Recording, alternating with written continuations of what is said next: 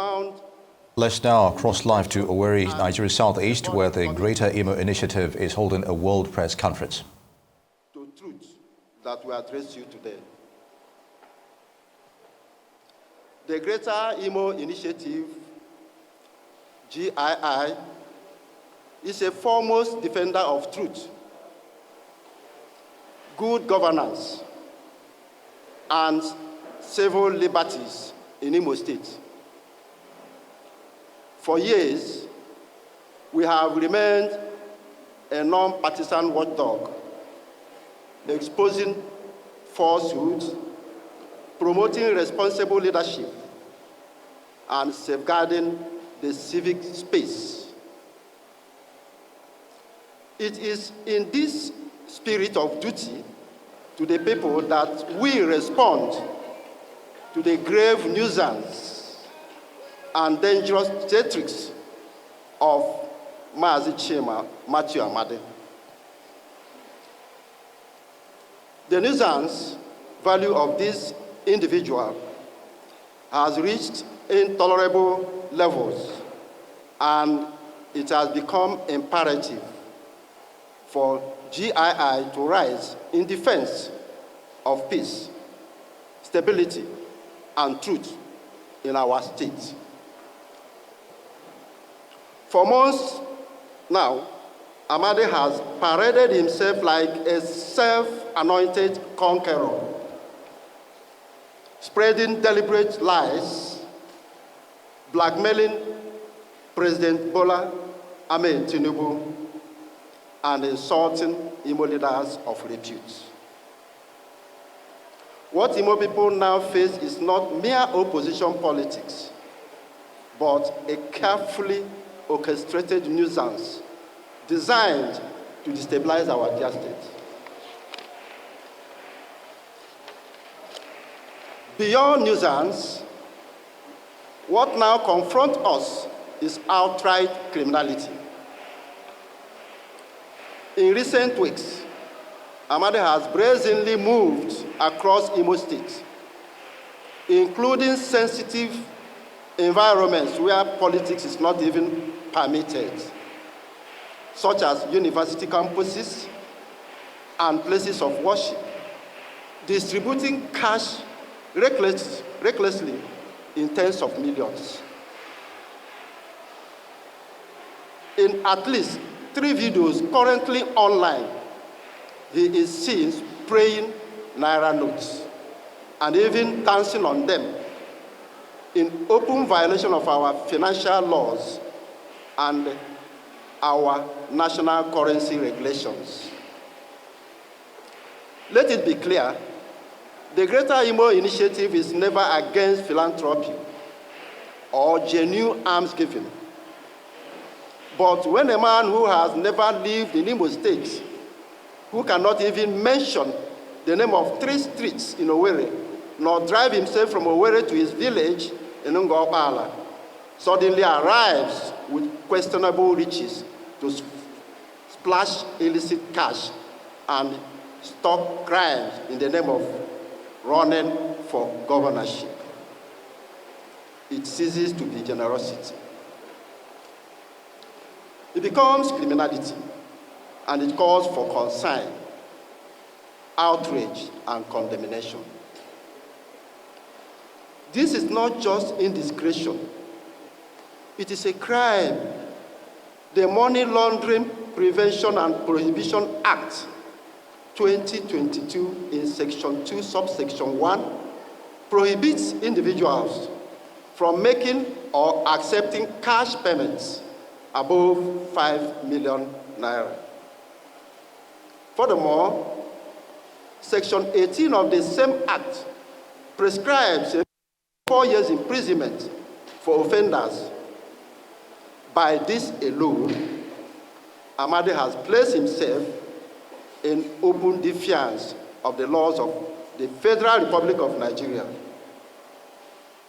Added to this is his abuse of the Naira itself, which under the Central Bank of Nigeria Act 2007, Section 221, subsection 3, criminalizes the spraying, dancing upon, and mutilation of our national currency, prescribing imprisonment or fine for offenders. These are not minor matters. They are clear breaches of law that demands urgent action. We therefore call on the Economic and Financial Crime Commission, EFCC, to apprehend and prosecute this agent of lawlessness without any further delay. It is troubling to note that Amadi seems not to be acting alone. He often references certain external, desperate political actors in Abuja whose only agenda is to impose themselves on Imo politics at all costs and capture the treasury of our state. Therefore, Amadi's relentless and senseless attacks on Governor Hope Uzodinma are not driven by any ideology or patriotism, but by selfish objective to wrest control of the APC structure in Imo State ahead of 2027 elections. This is the true face of his ambition, personal gain disguised as activism. Most non-certain of his mistakes is his repeated boast that President Bola Ahmed Tinubu personally sent him to destabilize Imo State.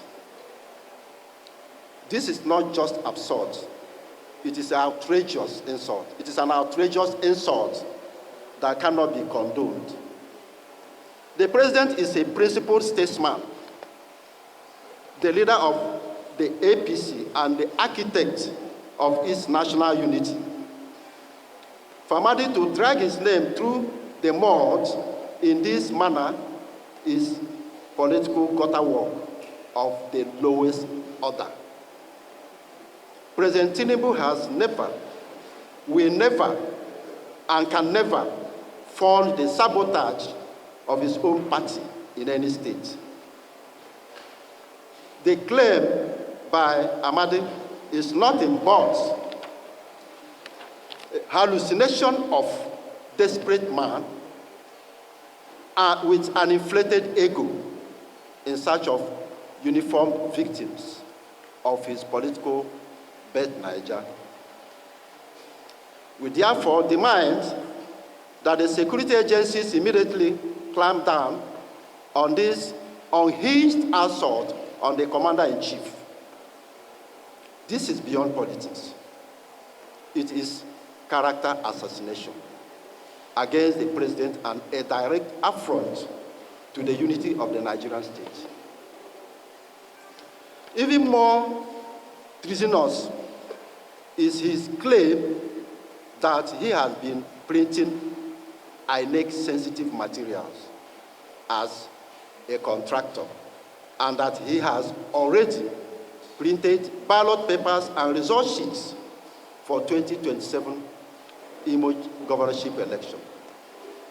All of these, he often claims, are done because he is an agent or front for the chairman of the Independent National Electoral Commission, INEC, Professor Mahmood Yakubu.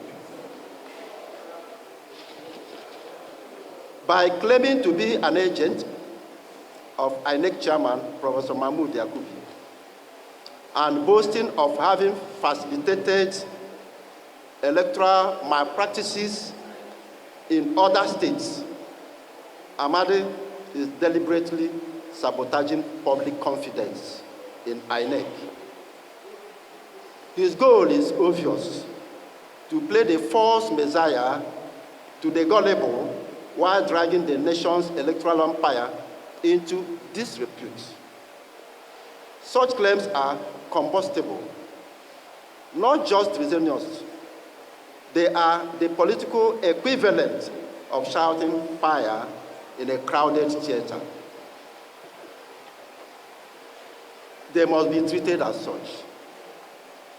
In view of this, we issue a direct public appeal to the National Security Advisor, the Department of State Security, State Services, the Nigerian Police Force, and all relevant agencies.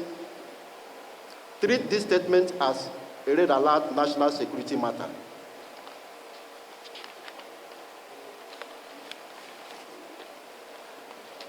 Specifically, we call on immediate raids and searches on all known residences of Chimamanda in Ngokala and Abuja to find any INEC materials he claims to possess. If Amade is lying, prosecute him for wasteful misinformation. If he is telling the truth, prosecute him for possessing illegal election materials.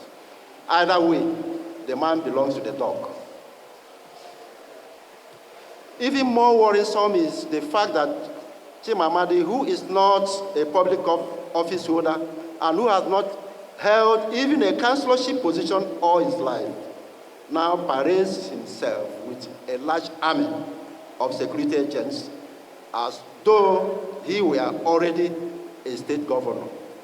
This is a dangerous charade designed to give the false impression that he is being backed from above. We ask in all seriousness, has Nigeria become such a country where impostors and political jesters can infiltrate the security forces and deploy our gallant officers and men for political impersonation, fraudulent misrepresentation, and hatchet jobs? This ugly spectacle must not be allowed to stand. We must also strongly advise the people of Imo State, particularly vulnerable market men and women, whom Chimamanda frequently invades with cash handouts, to exercise extreme caution. It has been widely alleged that Amade is a member of the notorious, the 13th Veil Brotherhood, a deadly cult for money rituals known for diabolical practices, in which money sharing is linked to ritual obligations that claim the health, destiny, well-being, and lives of unsuspecting recipients and their family members. Such gifts often brings misfortune rather than blessing. Homes that accept them are said to descend from one calamity to another. This may explain why Amade insists on personally distributing money in markets rather than through associates. More troubling is his well-known abandonment of the Jehovah's Witnesses faith into which he was born and his open denunciation of Christianity. Today, Amade is not a member of any Christian denomination. Against this backdrop, his reckless money distribution should not be mistaken for generosity, but seen for what it truly represents, an extension of his obligation to his occultic foundations. This is a grave danger to our people.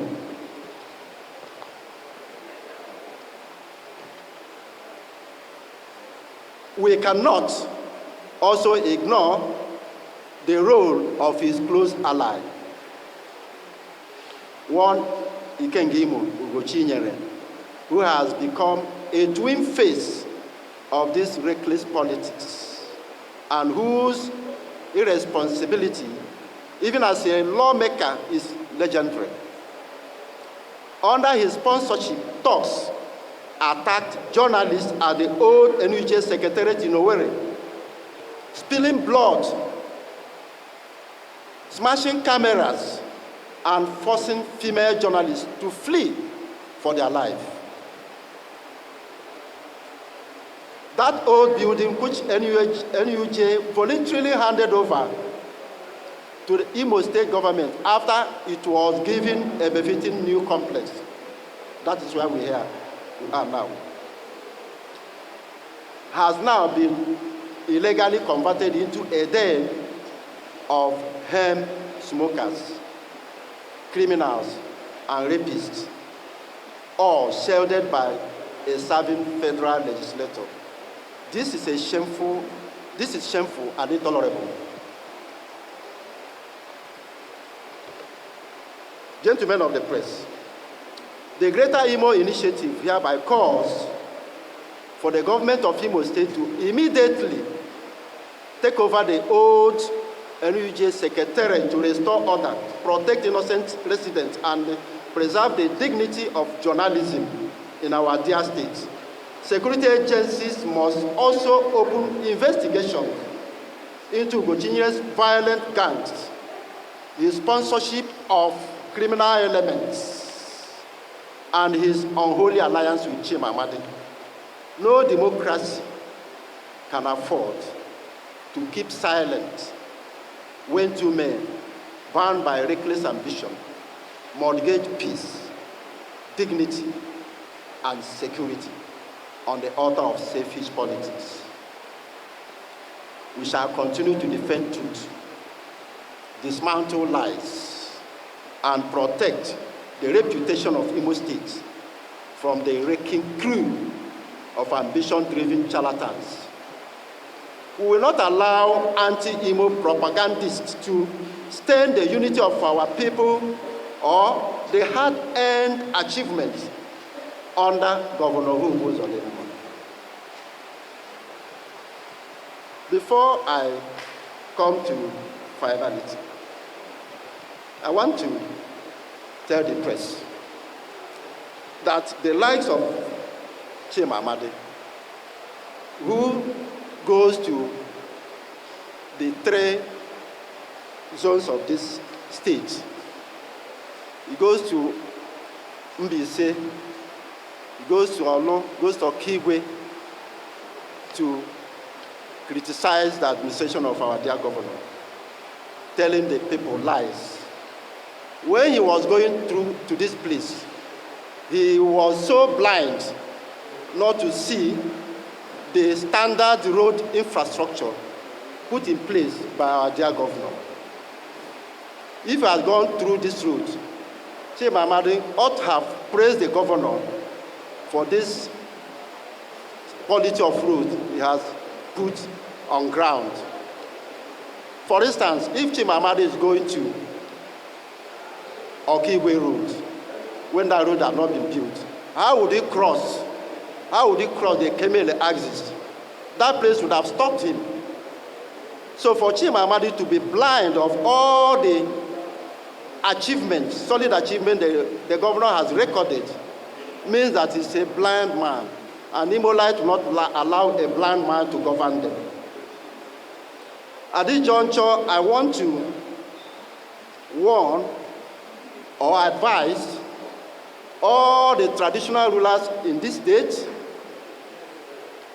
not to bestow anybody or politician with the honor of chieftaincy title. They should screen them thoroughly, find out what they are before they should bestow them with the chieftaincy title. I also want to ask, what is the antecedent of Chimamadi? What is his alma mater? He should tell Imolite the name of the secondary, primary, and university he attended, and the qualifications he obtained, and the kind of job he does.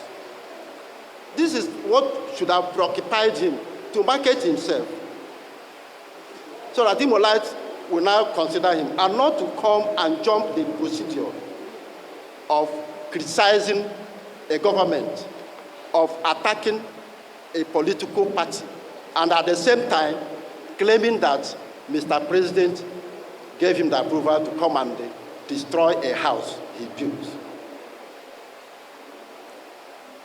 Having said that, and finally, we call on the people of Imo State to reject the prophet of doom, the apostle of fake data, and the merchant of chaos. Imo's progress will continue, not because of these political comedians, but in spite of them, we stand on truth. And truth will always outlive the noise of liars. Gentlemen of the press, I thank you for finding time to come and take our own story about these charlatans who wants to destroy our party in the name of political ambition, in the name of they want to become the governor of Imo State. Thank you, and God bless you.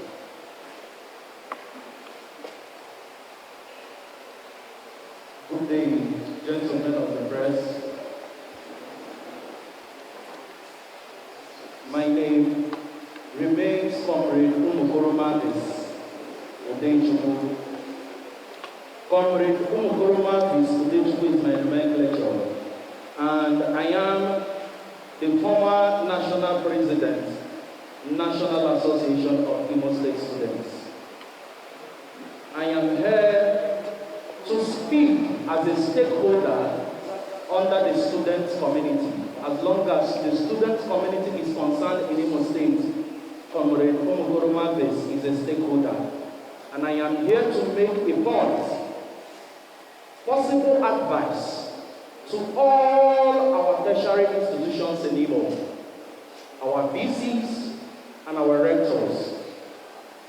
I am here advising them to please do everything in their capacity, because it is very, very sacrosanct. The worst thing an institution would want, or the head of any institution would desire, is for his name or his administration to be brought to the mall. We won't take it lightly. If Mazi penetrates our institutions anymore in disguise for political campaigns, our institutions are very sensitive arena for moral learning ground and not a campaign arena. Therefore, we call on all the management of our institutions to please desist from welcoming this man into our institutions. Otherwise, we will have no other option than to take ourselves to the street.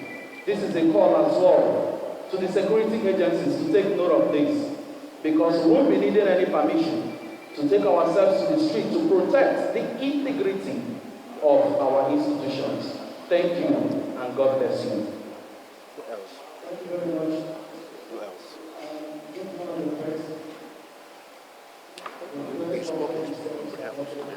Yeah, what do you speak about?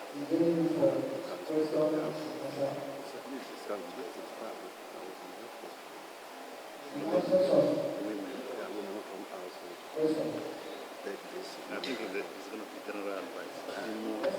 My house is not for sale. Yeah, it's for quality people. You know what I'm saying? We will start speaking about it. Okay, they're facing this side. Yeah. Good afternoon. I am listening to what you said in the voice you made regarding the certain politician who is advocating to say possibility of peace and government of peace in the state. Given the prayers you made, I want to know if these prayers that you said are not both from the police and from the security agencies are not needed to, will you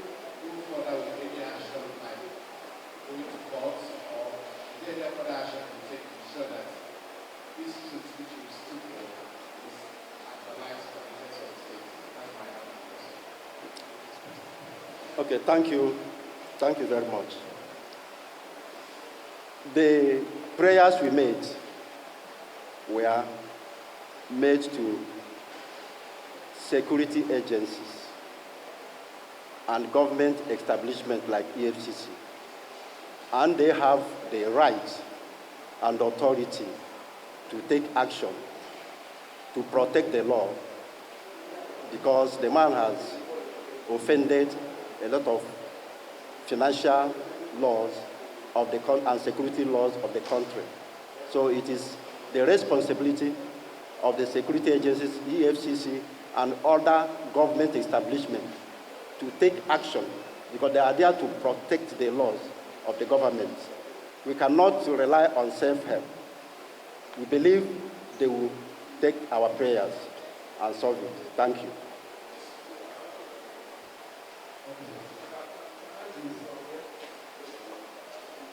Thank you very much. My name is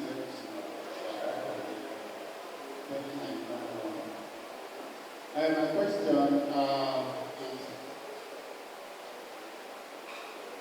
you were able to tell us a little about GII. That's the important question. Your life and where you coming from, and your position on the issue of that revolution.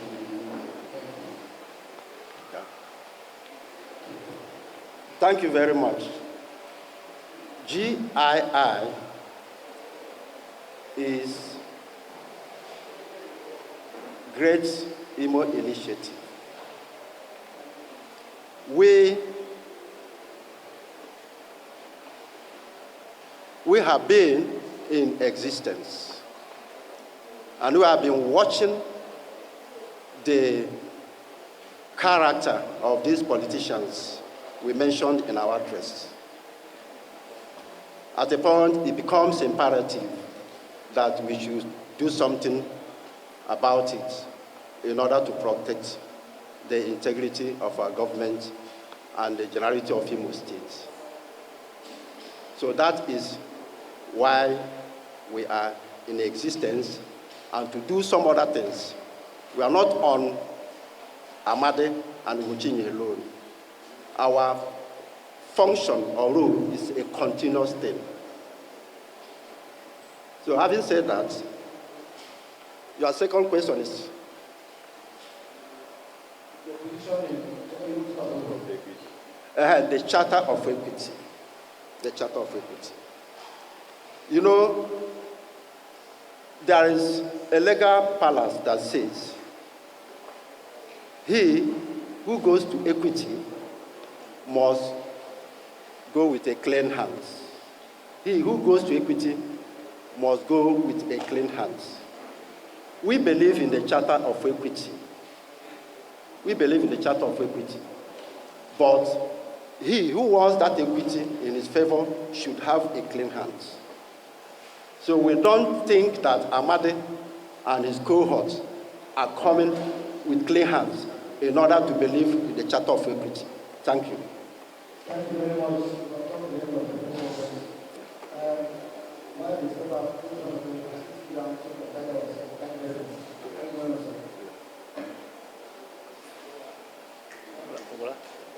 Another question, yeah?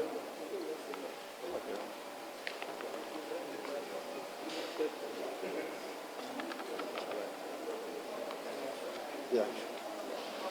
Thank you.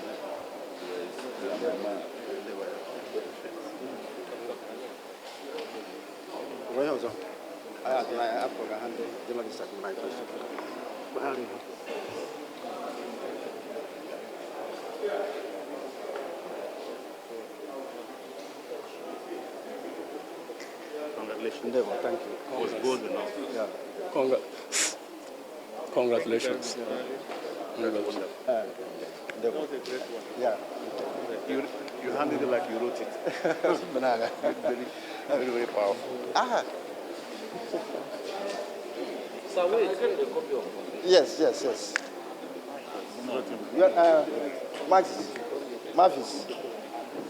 Mavis, give my friend a copy. Okay. Yes, that's what I'm doing. Daddy, they needed our names. Okay, right. Okay.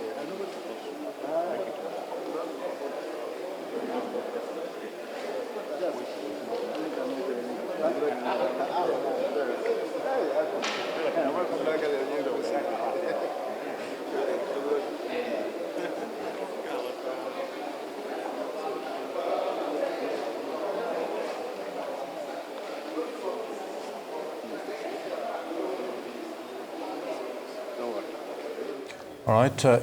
That was the World Press Conference by the Greater Imo Initiative held at the NUJ Secretariat in New Owerri.